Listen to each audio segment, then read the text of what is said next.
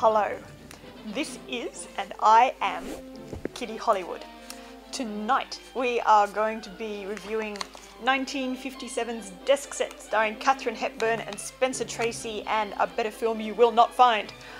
It is a screwball romantic comedy, kind of screwball anyhow.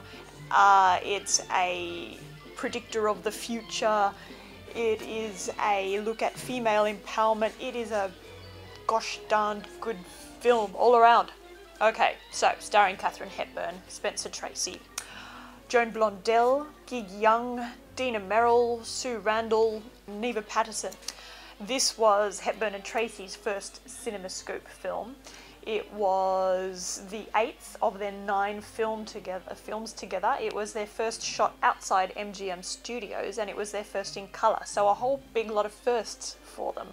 Directed by Walter Lang, who directed The King and I just the year beforehand. And Walter Lang was famous in 20th Century Fox for his very, very glossy, shiny, colourful musicals like Moon Over Miami, Tin Pan Alley. Now, at the time, interestingly enough, this film got a bit of a response from critics and audiences alike. And I just find that hard to fathom because the script sparkles. There is not a moment of wasted time, energy, language in the film. Everything goes towards something else and informs something, and it's all pieced together absolutely beautifully. I think over the course of time it has become a more appreciated film, and now it does have quite a big fan base. The screenplay was written by Phoebe and Henry Ephron, who also did quite a lot of producing in his time.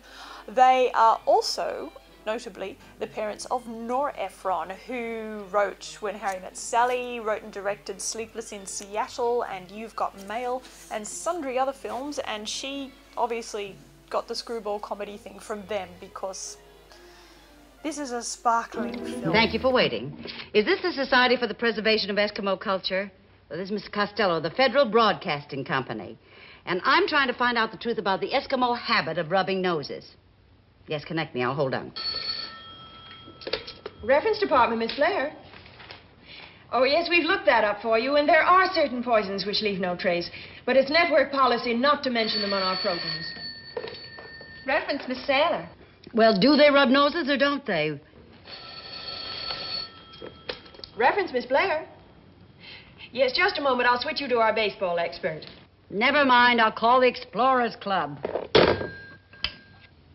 Peg, on 2. Miss Costello speaking.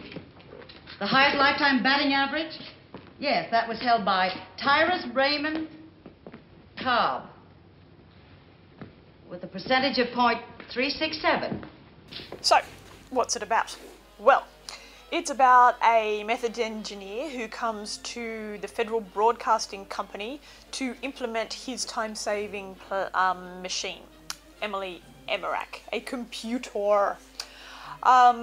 He has implemented it in a couple of different places in the company, but he's got his eye on the research department. The research department is run by Katharine Hepburn, Bunny Watson, and it all just unfolds in one great big joyous mass. Katharine Hepburn and Spencer Tracy are beautiful to watch together. I mean, obviously they got a thing going on, but that's because they got a thing going on. Now, they never had an acknowledged relationship while Spencer Tracy was alive. He was married. He was very Catholic, but they had a son who was deaf, and I think there was guilt going on when the relationship didn't work, and so Spencer Tracy just didn't live with them. But neither did he live with Katharine Hepburn. They were together for 27 years. She was absolutely 100% committed to him for the entire length of their relationship. She didn't go to his funeral out of respect for his wife when he died, which just, I find that astonishing. But I defy anyone not to love watching them together because the warmth and the intelligence that operates between the two of them is a beautiful Would someone please fill me in? Well, you see, Peg, it all started with Mr. Smithers' mother-in-law. She came up from Chattanooga. It was Chattanooga, was it not, Madame? Chattanooga, Tennessee. Chattanooga, Tennessee. and it was raining. There was a kid in the front seat with a lollipop, a kid in the back seat with a lollipop, and a dog. And good evening. I've had a lovely time.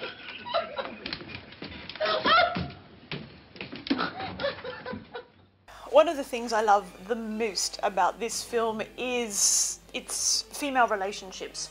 There are 4 very strong women in this film. They're all friends. I mean, Joan Blondell and Katharine Hepburn are particular strong friends. They're older, they've been together longer. Joan Blondell was a very famous actress. She had been in films from the 30s right on through. She was a wisecracker. She was in a number of James Cagney films. She was in Nightmare Alley with Tyrone Power.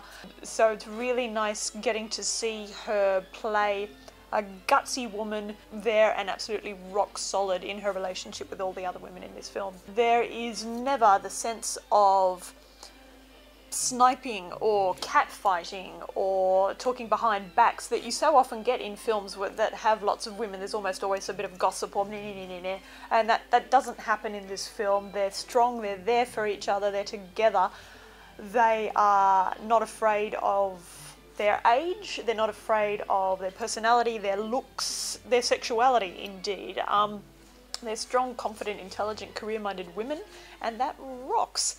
I'd say the Times Index for this. The Old Farmer's Almanac for this, if not U.S. Weather Information Service. But check the Farmer's Almanac first and save time. This is from the Bible. Book of Amos, chapter 1. Thank you. It's a bit weird to say, given that it's talking about the electronic brain and the computer that is going to come in and take away all of our jobs, but it is quite a modern film in the sense that it has these very strong, career-minded women. The title sequence, the Mondrian-esque title sequence, the clothes, everything was sort of set up to make it look particularly chic and now and present. The clothes, the wardrobe was designed by Charles Lemaire. The clothes are really nice in this film. I find her coat particularly fascinating. There are 2 coats in this film, although you think there might be 3. There's a red coat and a green coat, but they're reversible. It's the same coat. But my favourite outfit is Katharine Hepburn's pyjamas and dressing gown. They're yellow pyjamas, sort of Chinese pyjamas and dressing gown. She was a clothes horse, but gosh, she looks good in them. Now, this film being what it is, there isn't really a shocker beefcake that I can offer you. There's something, I think, almost as good, if not better. So, here you go. More champagne? No. I'll bet you write wonderful letters. Bunny! Bunny! You want it on the telephone. You want it on the telephone. Oh, it's good. It's good. Okay. So, there you have it. Desk set. 1957. 10 out of 10. Why not? I say it's worth it. Rent it, hire it, Netflix it. I don't care. Just go and see it because it's a beautiful, beautiful film and it will make you happier. And who doesn't deserve to be happier?